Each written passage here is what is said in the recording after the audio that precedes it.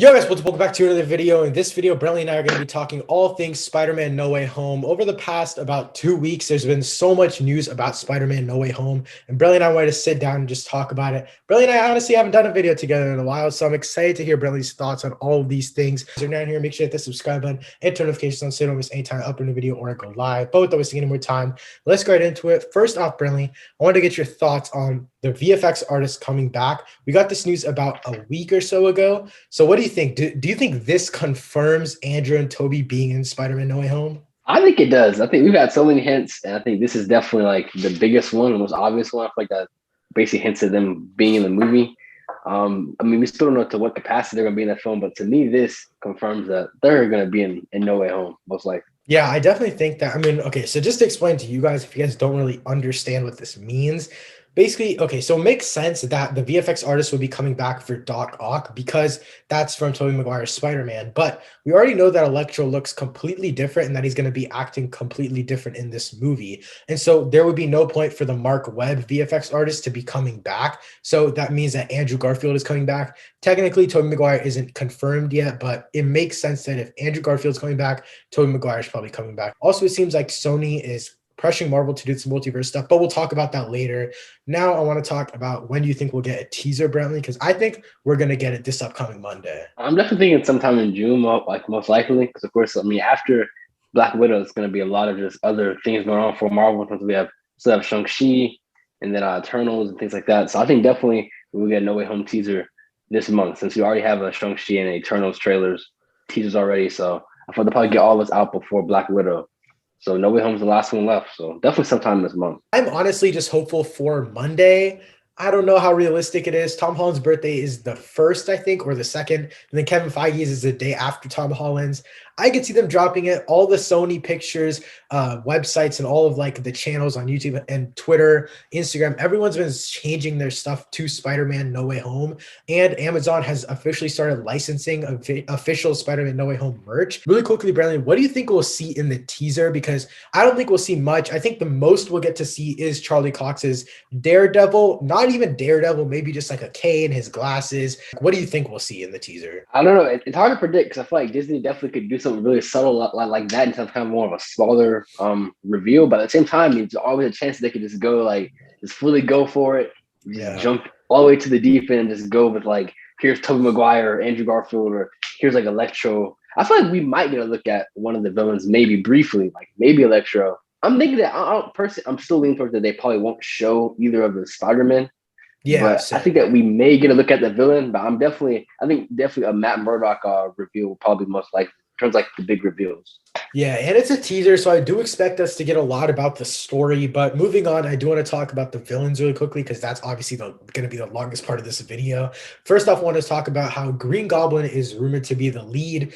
I personally thought it was going to be Electro, and then Doc Ock would be the secondary, and then Green Goblin would be the third.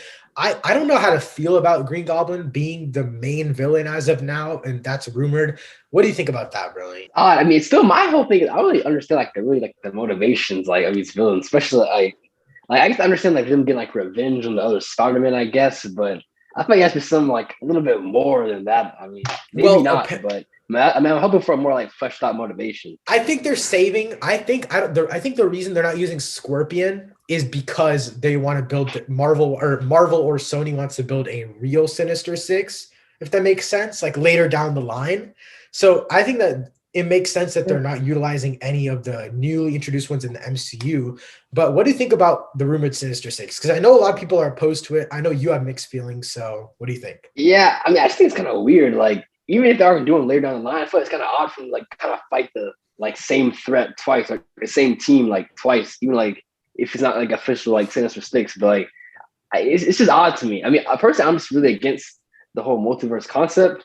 But I think there's still potential for the film to be good with that concept. But having the Sinister Six now, I guess it wouldn't be too bad if they aren't called the Sinister Six. But I don't really see the point of including all of these villains, all 6 of them, if you're not going to call them the Sinister Six. You might as well just go all the way with it, I feel like. It would But probably just that's be like a 3v6 though, I think. Like at that point, I think it's just 3v6 because I think the real part where the Sinister Six like actually like feels like the Sinister Six is when it's a 6v1. I don't necessarily like it. I'm not saying I'm 100% on board because I'm not. I think there's 100 different ways they could have gone with it. And that's kind of a segue into the next thing we're going to talk about with you, Brantley, was Sony. Apparently, it's rumored. Do not take my word for this. It's rumored. I saw a bunch of YouTube videos. I saw stuff on Twitter. It's rumored that it was Sony's idea to implement the multiverse stuff into Spider-Man No Way Home.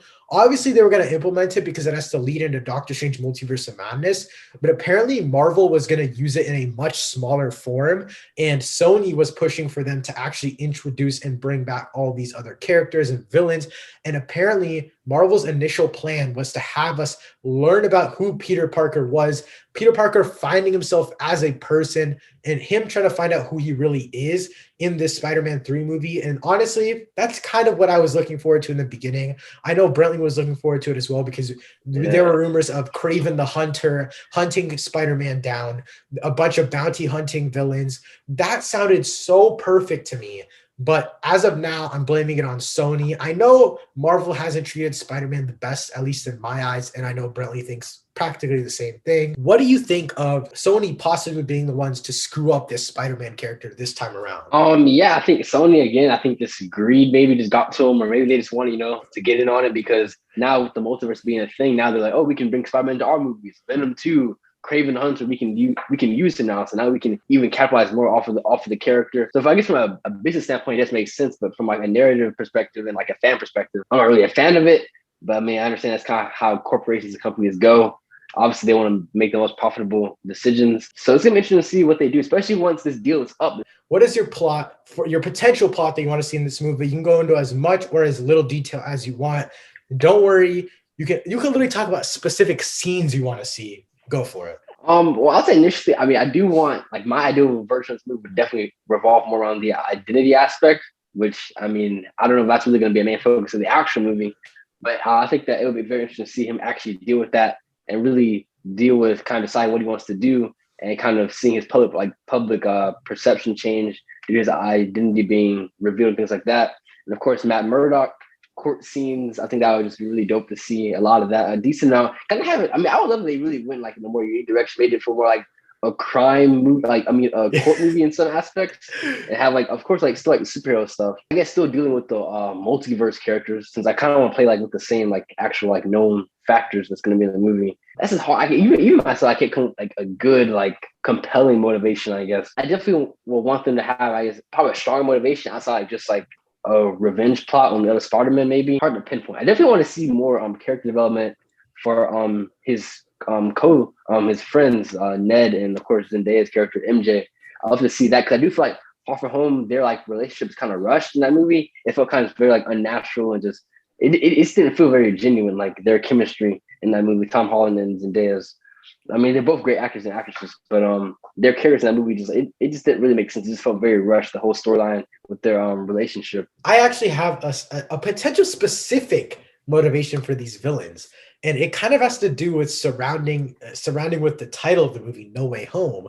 At first I was like, okay, this might be Spider-Man not having a way to get home, and because he's on the run and stuff. But now that we have a seeming confirmation of the Sinister Six coming from different multiverses, I think the movie will start off with Tom Holland still being on the run, whatever, blah, blah, blah. I think we'll have at least 20 minutes of him still being technically a fugitive. And then he'll go to Strange, or Strange will come to him. And then he'll be like, can you like help me? Like, can you like brainwash all these people, change something in the past? And the way that Spider-Man No Way Home would lead directly into Multiverse of Madness is that Strange does this, but in doing this, Strange gets trapped in the multiverse. And then the rest of the movie is Tom Holland Spider-Man trying to figure out how to beat them. And then he realizes that if their villains are back, like if these Spider-Man's villains are back, then somehow all of the Spider-Men have to be back too. And he can't call Strange for help anymore because Strange is trapped in the multiverse. So that's just, I think, a basic way. Oh, and the villains, their motivation is basically, I guess you could say, they know their Spider-Men are still alive in this new multiverse that they all came into. So maybe it is somewhat of a revenge story. I think I think that makes sense. I mean, I feel like they definitely do something like that, or like kind of a spin on that, because I think that's a pretty. I think it's simple enough, and I think it, but it makes sense. So I definitely could see them going in a direction similar to that one about like they just need to find their individual Spider-Man, wherever to return back home. I guess my question is like, I'm still very confused because like these people, like some of these villains have like literally like died, they're like kind of coming back to life Well, no, to no, no. fight I Spider-Man. mean, they can still pull them in multiverses where they're not dead yet. Like, technically, Doc Ock didn't die. Like, didn't die. He Yeah, like went like into the portal. Like Green Goblin, we saw the man die. Like we literally saw him die. So yeah, maybe they're pulling him from a completely different multiverse, but it's similar enough to the Sam Raimi ones. Also, another thing, see that. I need Sam Raimi to come back and have some direction in this.